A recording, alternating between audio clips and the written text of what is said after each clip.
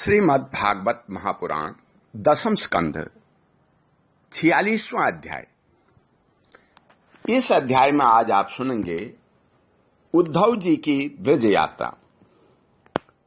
श्री सुखदेव जी कहते हैं, हे परीक्षित, उद्धव जी वृष्णि वंशियों में एक प्रधान पुरुष थे।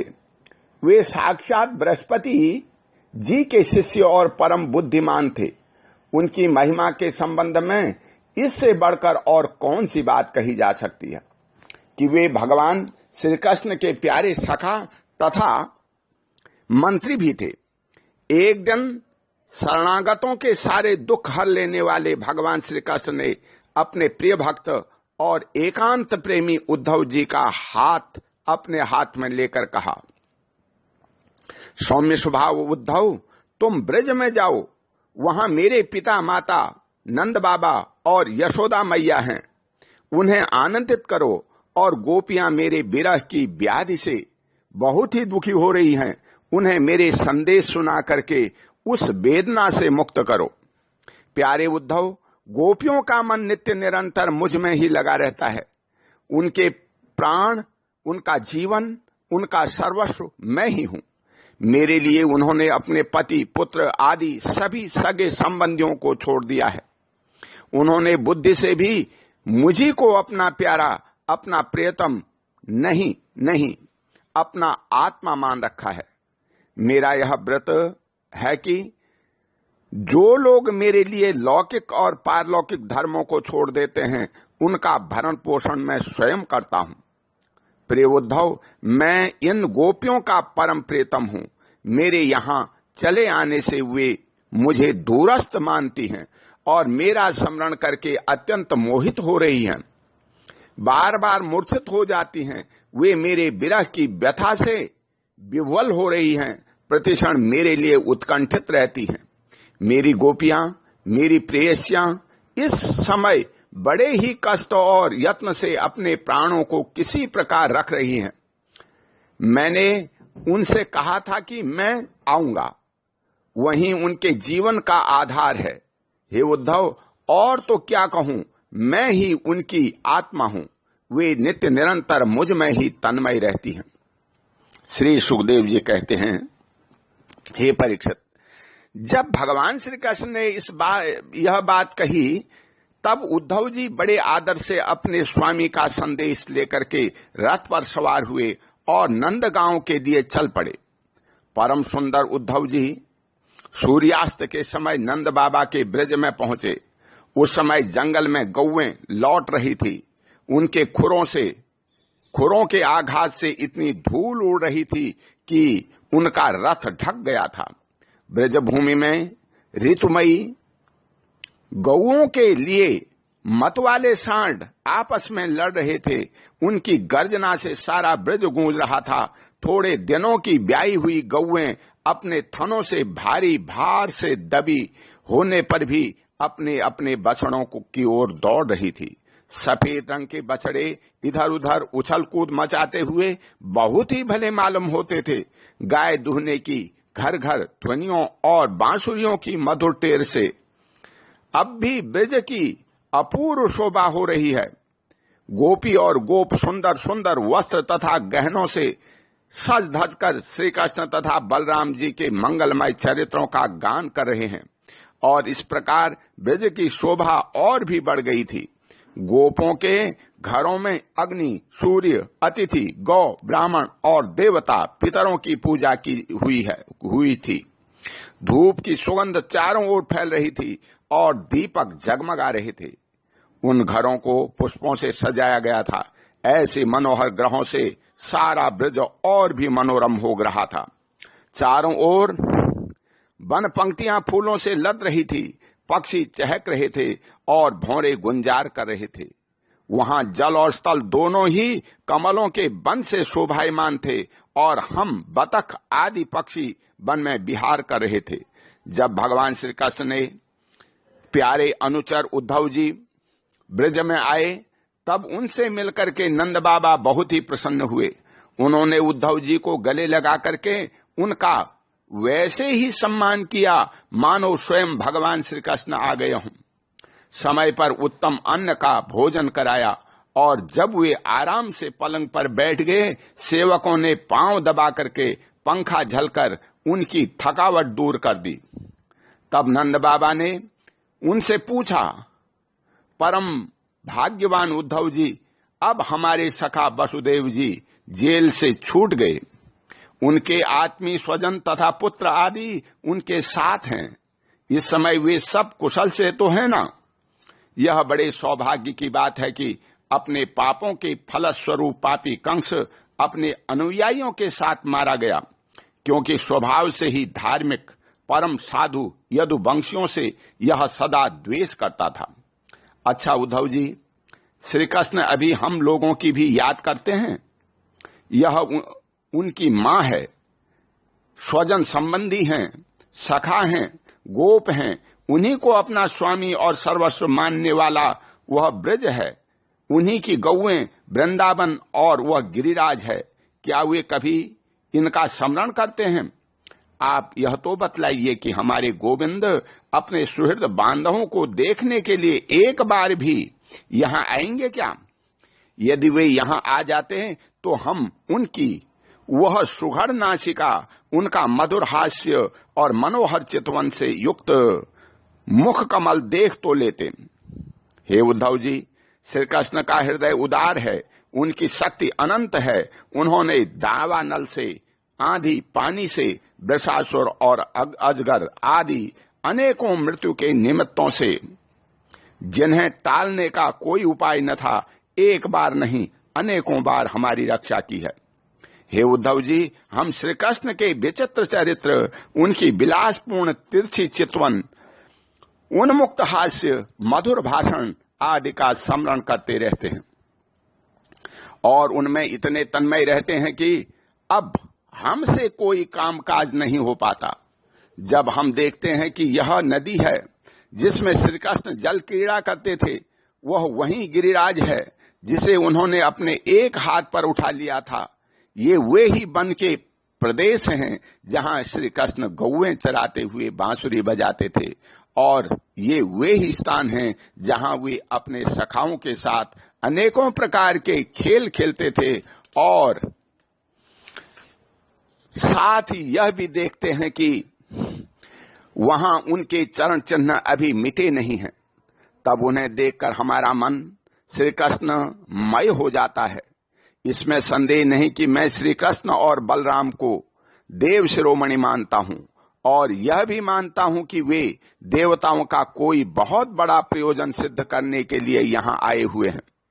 स्वयं भगवान गर्गाचार्य जी ने मुझसे ऐसा ही कहा था।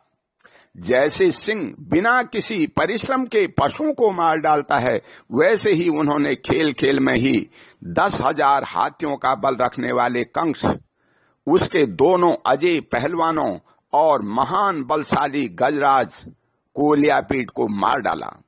उन्होंने 3 ताल लंबे और अत्यंत दृढ़ धनुष को वैसे ही तोड़ डाला जैसे कोई हाथी किसी छड़ी को तोड़ डाले। हमारे प्यारे श्री कृष्ण ने एक हाथ से 7 दिनों तक गिरिराज को उठाए रखा था। यहीं सबके देखते देखते खेल खेल में उन्होंने प्रलंब, धेनुक, अरिष्ट, तृणावत और बक आदि उन बड़े बड़े दैत्यों को मार डाला जिन्होंने समस्त देवता और असुरों पर विजय प्राप्त कर ली थी। श्री सुखदेव जी कहते हैं, हे परीक्षित, नंद बाबा का हृदय तो यूं ही भगवान श्री कृष्ण के अनुराग रंग में रंगा हुआ था। जब इस प्रकार वे उनकी लीलाओं का एक एक करके स्मरण करने लगे, तब तो उनमें प्रेम की बाढ़ ही आ गई। वे विह्वल हो गए और मिलने की अत्यंत उत्कंठा होने के कारण उनका गला रुत गया। वे चुप हो गए। यशोदा रानी भी वहीं बैठकर नंद बाबा की बातें सुन रही थी। श्री कृष्ण की एक एक लीला सुन करके उनके नेत्रों में से आंसू बहते जाते थे और पुत्र स्नेह की बाढ़ से उनके स्तनों से दूध की धारा बहती जा रही थी। उद्धव जी, नंद बाबा और यशोदा रानी के हृदय में श्री कृष्ण के प्रति कैसा अगाध अनुराग है, यह देखकर आनंद मग्न हो गए और उनसे कहने लगे।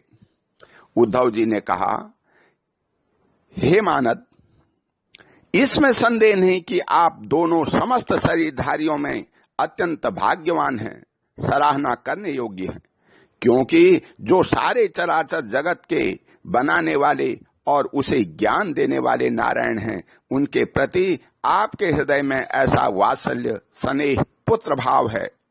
बलराम और श्री कृष्ण पुराण पुरुष हैं, वे सारे संसार के उपादान कारण और निमित्त कारण भी हैं। भगवान श्री कृष्ण पुरुष हैं तो बलराम जी प्रधान प्रकृति, ये ही दोनों समस्त शरीरों में प्रविष्ट होकर के उन्हें जीवन दान देते हैं और उनमें उनसे अत्यंत विलक्षण जो ज्ञान स्वरूप जीव है उसका नियमन करते हैं। जो जीव मृत्यु के समय अपने शुद्ध मन को एक क्षण के लिए भी उसमें लगा लेता है, वह समस्त कर्म वासनाओं को धो बहाता है और शीघ्र ही सूर्य के समान तेजस्वी तथा ब्रह्ममय होकर के परम गति को प्राप्त होता है।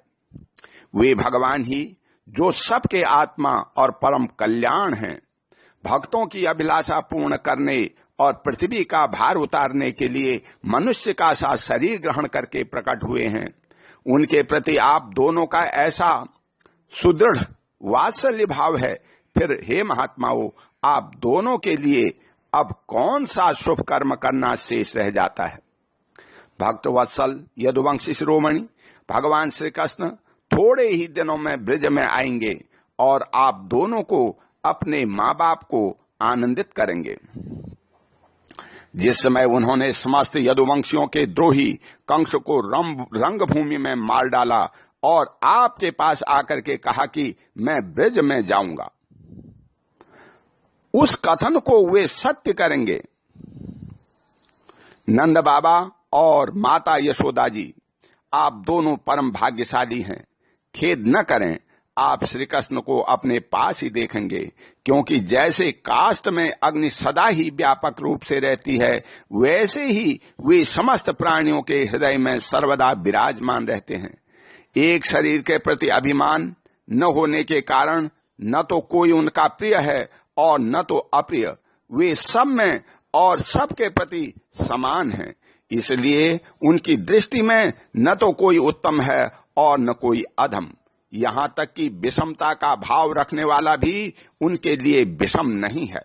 न तो उनकी कोई माता है और न पिता, न पत्नी है और न तो कोई पुत्र ही, न अपना है और न पराया, न देह है और न तो जन्म ही। इस लोक में उनका कोई कर्म नहीं है, फिर भी वे साधुओं के परित्राण के लिए, लीला करने के लिए देवादि, सात्विक, मत्स्यादि, तामस और मनुष्य आदि मिश्र योनियों में शरीर धारण करते हैं। भगवान अजन्मा हैं, उनमें प्राकृत, सत्व, रज आदि में से एक भी गुण नहीं है। इस प्रकार इन गुणों से अतीत होने पर भी लीला के लिए खेल खेल में वे सत्व, रज और तम, इन तीनों गुणों को स्वीकार कर लेते हैं और उनके द्वारा जगत की रचना, पालन और संहार करते हैं। जब बच्चे घूमती परेता खेलने लगते हैं या मनुष्य वेग से चक्कर लगाने लगते हैं, तब उन्हें सारी पृथ्वी घूमती हुई जान पड़ती है। वैसे ही वास्तव में सब कुछ करने वाला चित्त ही है, परंतु उस चित्त में अहंकार बुद्धि हो जाने के कारण भ्रमवश उसे आत्मा, अपना मैं समझ लेने के कारण जीव अपने को कर्ता समझने लगता है। भगवान श्री कृष्ण केवल आप दोनों के ही पुत्र नहीं हैं, वे समस्त प्राणियों के आत्मा, पुत्र, पिता, माता और स्वामी भी हैं। हे बाबा, जो कुछ देखा या सुना जाता है वह चाहे भूत से समस्त रखता हो, संबंध रखता हो, वर्तमान से अथवा भविष्य से, स्थावर हो या जंगम हो, महान हो अथवा अल्प हो, ऐसी कोई भी वस्तु नहीं है जो भगवान श्री कृष्ण से पृथक हो। बाबा, श्री कृष्ण के अतिरिक्त ऐसा कोई वस्तु नहीं है जिसे वस्तु कह सकें। वास्तव में सब वे ही हैं, वे ही परमार्थ सत्य हैं। हे परीक्षित, भगवान श्री कृष्ण के सखा उद्धव और नंद बाबा इसी प्रकार आपस में बातें करते रहे और वह रात बीत गई। कुछ रात शेष रहने पर गोपियां उठी। दीपक जला करके उन्होंने घर की देहलियों पर वासुदेव का पूजन किया, अपने घरों को झाड़ बुहार कर साफ किया और फिर दही मथने लगी। गोपियों की कलाइयों में कंगन शोभायमान हो रहे थे। रस्सी खींचते समय वे बहुत भली मालूम हो रही थी। उनके नितंब स्तन और गले के हार हिल रहे थे। कानों के कुंडल हिल हिल कर उनके कुंकुम मंडित कपोलों की लालिमा बढ़ा रहे थे। उनके आभूषणों की मणियां दीपक की ज्योति से और भी जगमगा रही थी और इस प्रकार वे अत्यंत शोभा से संपन्न होकर के दही मथ रही थी। उस समय गोपियां कमल नयन भगवान श्री कृष्ण के मंगलमय चरित्रों का गान कर रही थी। उनका वह संगीत दही मतने की ध्वनि से मिलकर और भी अद्भुत हो गया तथा स्वर्ग लोक तक जा पहुंचा। उनकी स्वर लहरी सब ओर फैलकर दिशाओं का अमंगल मिटा देती हैं। जब भगवान भुवन भास्कर का उदय हुआ तब ब्रजांगनाओं ने देखा कि नंद बाबा के दरवाजे पर एक सोने का रथ खड़ा है। वे एक दूसरे से पूछने लगी, यह किसका रथ है? किसी गोपी ने कहा, कंस का। प्रयोजन सिद्ध करने वाला अक्रूर ही तो कहीं फिर नहीं आ गया है। जो कमल नयन प्यारे श्याम सुंदर को यहां से मथुरा ले गया था, किसी दूसरी गोपी ने कहा, क्या अब वह हमें ले जाकर के अपने मरे हुए स्वामी कंस का पिंडदान करेगा? अब यहां उसके आने का और क्या प्रयोजन हो सकता है? ब्रजवासिनी स्त्रियां इसी प्रकार आपस में बातचीत कर रही थी कि उसी समय नित्य कर्म से निवृत्त होकर उद्धव जी आ पहुंचे। ओम शांति। बोल श्री कृष्ण भगवान की जय।